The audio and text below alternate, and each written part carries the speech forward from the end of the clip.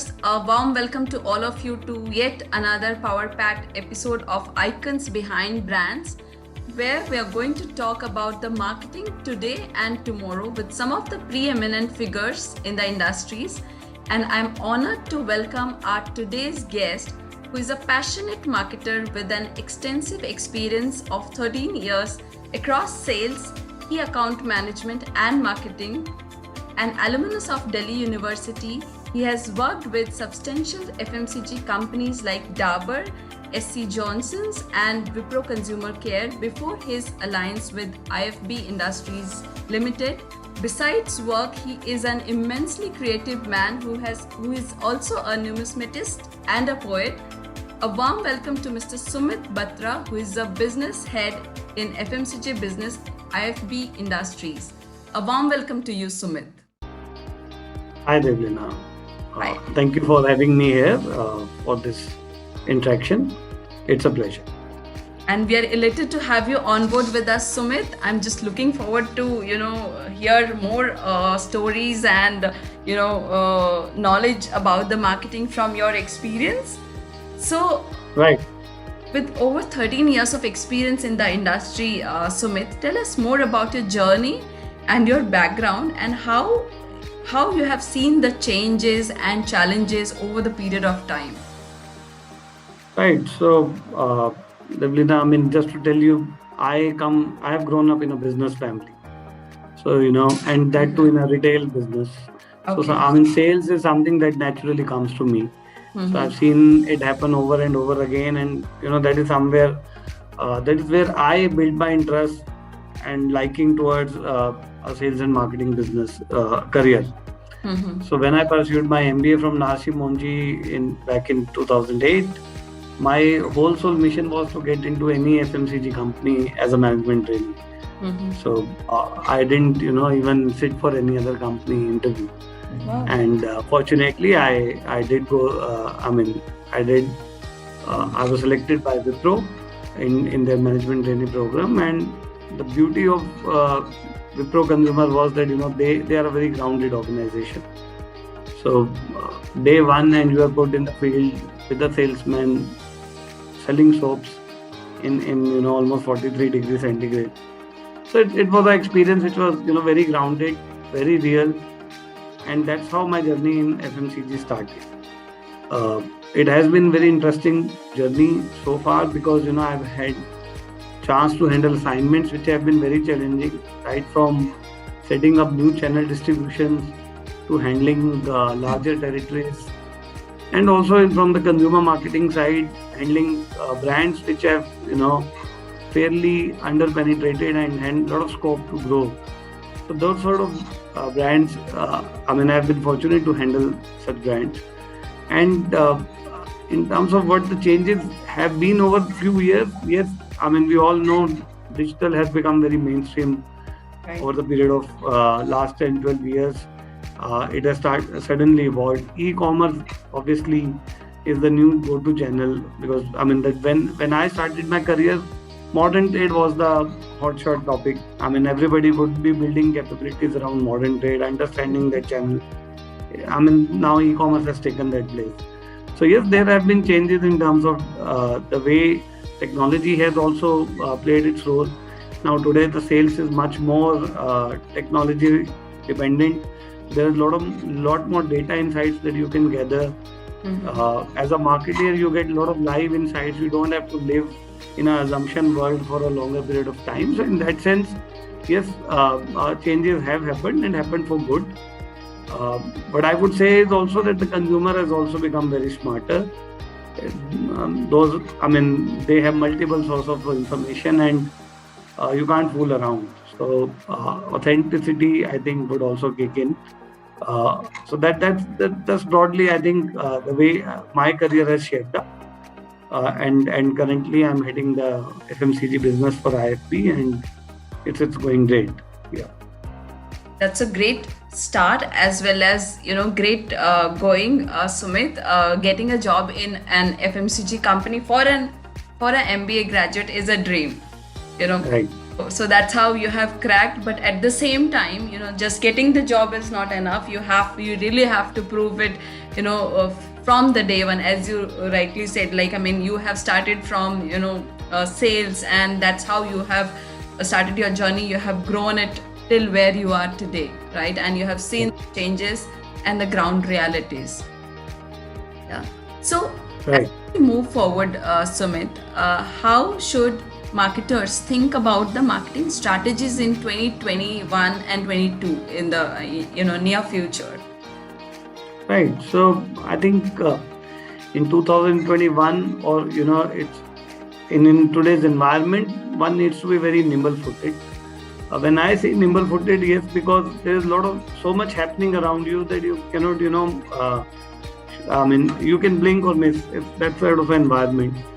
And obviously, agility needs to be part of your, marketing profession. So when I say that, I mean, let me substantiate. So, we've all seen what Domino's did with Olympics. I mean, there can be opinions on the either side, but they were smart or agile enough to think that they can take a leverage out of an event which was popular. So one needs to be agile, one needs to be nimble-footed.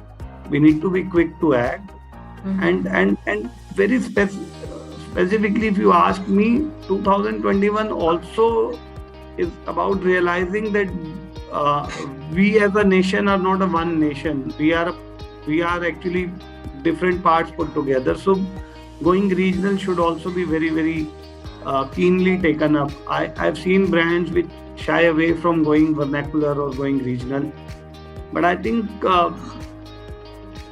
with the whole social media thing coming up, people have started taking pride in their own regional identities.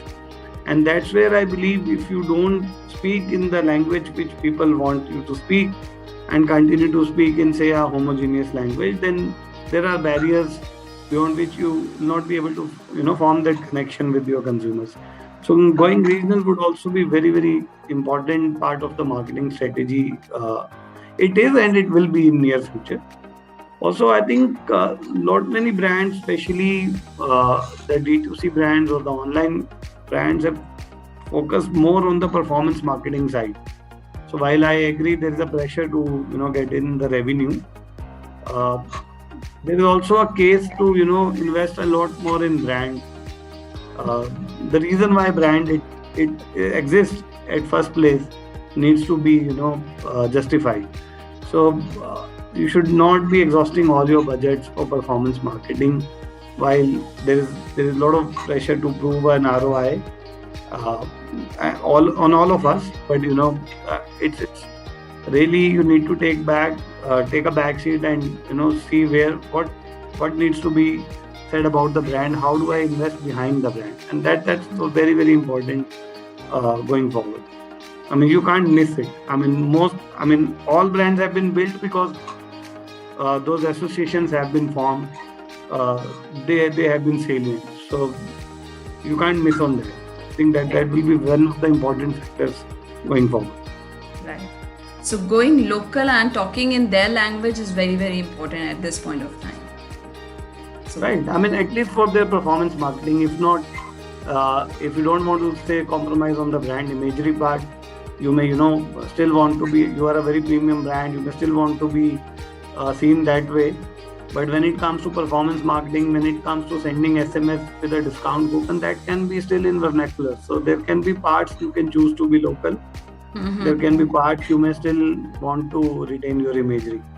That's right. So as you are moving to different markets like tier 1 cities, tier 2 cities and tier 3 cities, so in what ways the marketing strategy changes from the tier 1 to tier 2 cities and the tier 3 markets, Sumit? So, Evelina, I personally think nothing much changes, even if you move tiers. Frankly, because the brand strategy doesn't change by the geography. I mean, if the brand has to grow penetration, it has to talk about the benefits which the consumer will get and make it more relevant for consumers. So, irrespective of the tiers, yes, the contextual settings can change. which is because the consumers have to relate to a particular setting. But because of digital, I believe even those boundaries are getting blurred, because with access to internet, everybody has access to all sort of content, even at the lowest of the tier levels. So I frankly feel that it's the strategy consistency which sort of needs to be maintained. The contextual settings around can keep changing. I mean, just to give an example to the viewers, a toilet cleaner brand, a popular one, would still show that why you need to use a branded toilet cleaner to get your toilet clean. Now the kind of toilet they show may change as per the geography. So if it's a metro or urban phenomena, then they may show a western toilet. If it's more targeted towards rural or slightly lower tier levels, then they may show an Indian toilet. Right. So the contextual setting is changing, but the message is not changing. So I believe it. I mean, for a brand, the strategy is universal. It's not as per the tier. Okay. And with that, what are some key consumer changes that you foresee in your sector in the next 12 months, in the near future? Oh yes, we already see that consumers have become a lot more flirtatious. So there is no brand loyalty sort of a concept now, because things are easily available. There are a lot of options they can easily access to online. I mean, they are far more willing to experiment, and that is the reason why some of the niche and popular brands are growing faster than the mainstream FMCG brands. So that's one change which is happening. Yes, there is a preference to convenience, and you need to be omnipresent. With the COVID, we have also seen there is an increased value seeking which is happening. Amongst the consumers. So that's the reason why some of the private labels have started doing well, or some of the lower priced brands which are giving more value have started doing well. So this trend, I think, will continue for some time. You need to figure out how do you please your consumers and stop them from switching. Also, lot more buying is now happening, which is reference or review based. Okay. So that is another trend brand need to take cognizance of. That how do you generate a positive word of mouth or positive reviews? Anything gone wrong can really hamper you. So your Amazon ratings or your own reviews or what consumers are talking about you in terms of brand imagery needs to be taken very seriously, because that would impact the brand future. And I think largely what I also feel is that today the consumer is smart enough to see through the brand communication, and I would say a lot more authenticity needs to be built in what you communicate. So, I mean, gone are the days when you shout 5 features about your product and consumer would tend to believe. Today they would consult, they would want touch a feel, they would read reviews before believing what you're saying. So I think in that sense, how authentic as a brand you are, and if you're saying something that needs to be delivered by the product, that is very, very important. Otherwise, people will take you to the task. So consumers are well informed and well educated at this era of time. It's very, very important to provide the right information and not to overclaim and overpromise. This is the message for the brands, right? Right, definitely. Talking about the messaging and communication, Sumit. So in the time where things are changing very rapidly, like every quarter, every day, every month, every week, things are changing right now. So how have you changed your marketing communication in a short span of time? Right. So, nothing better can explain the fast reaction than the COVID time per se. When COVID struck us, the discretionary spending dropped significantly. So, if I talk about air fresheners as a category, for example, it's the last thing you would want to have in your home, especially when you are in such a stress. So we saw around 60-70% degrowth in the category. Mhm. But we also quickly realized that what is the one hook that consumer will now be attached to if we have to really convince them to buy air fresheners. And we said, maybe germ kill is that one hook, that Mhm. placing air freshener in your washroom Mhm. may really help kill the mail order causing germs. Mhm. And in that contextual setting, when the need for germ kill was heightened, Mhm. this message somehow struck chord with the audience, and we were quick to do a communication around it. So I think that's where I say you have to be very nimble-footed, because you have to sense what's happening around and what will resonate well with your consumer. And we also realized that 5 months into COVID, when things started opening up again, and when germ kill as a preposition was done to by most of the categories. So a plywood brand would also be claiming a germ kill. Apparel brand would also be claiming a germ kill. In that scenario, you also need to quietly step out, and start again reclaiming the I would say feel good benefits rather than the do good benefit of germ kill. So that fine balance between emotional and functional benefit, if you can sense it out and craft your communication accordingly, would see you through such phases. And that is what a job of a marketer is, to foresee what will be the next trend or what is happening with the consumer, and accordingly talk about it with their consumers. Right.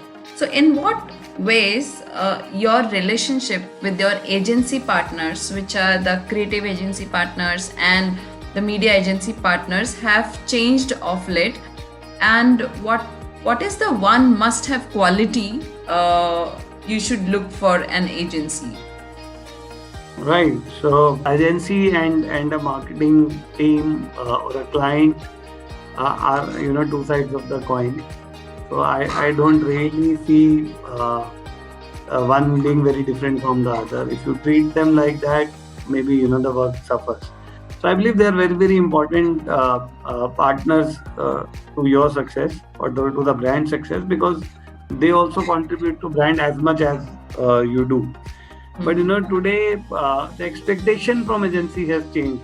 Today the expectation from agencies that they should have multiple capabilities, because the requirement is such that you need to do so many things around, so many mediums, so many type of communications, so many type of different communication materials that go into market, that the agency needs to be having multiple capabilities.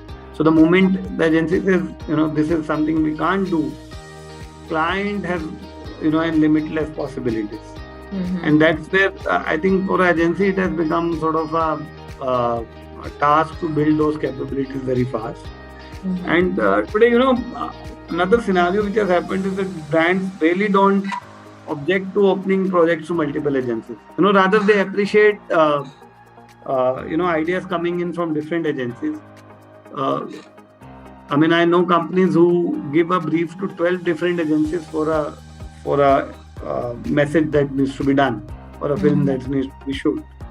So it has become that open. It has almost become like a tender that needs to be now filled. So that way, the client obviously has that leverage, but it also gives some of the budding agencies a chance to showcase their projects or their work.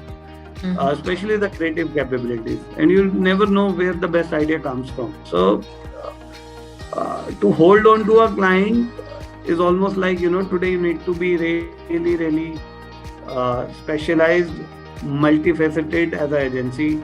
Otherwise, there are options which the client can explore. And even if you are the expert or having all-in-one sort of capability, doesn't really stop the client from exploring.